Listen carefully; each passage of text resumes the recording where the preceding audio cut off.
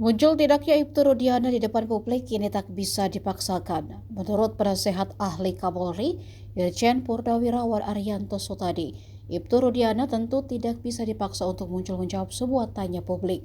Sebab itu menjadi hak dirinya sendiri. Begitu juga polisi atau penyidik yang tak bisa memaksa. Arianto menyebut tidak munculnya Ibtu Rudiana memang bisa merugikan citra polisi. Mengingat Rudiana sendiri memiliki andil dalam proses penangkapan para terpidana kasus pembunuhan Vina dan Eki yang kini tengah menjalani hukuman penjara. Dan juga dinilai publik sebagai salah satu penyebab proses peradilan kasus Vina menjadi amburadul. Arianto menegaskan penyidik hanya berwenang untuk memanggil Rudiana sebagai saksi dalam kasus Vina. Terkait muncul tidaknya Rudiana ke publik untuk menjelaskan kasus itu, penyidik tak bisa memaksanya karena itu akan melanggar hak asasi manusia. Sampai saat ini keberadaan Ibtu Rudiana belum juga diketahui. Bahkan anggotanya sendiri tidak mengetahui di mana keberadaan ayah dari almarhum Eki. Sebagai informasi, saat ini Ibtu Rudiana menjabat sebagai Kapolsek Kapetakan Cirebon.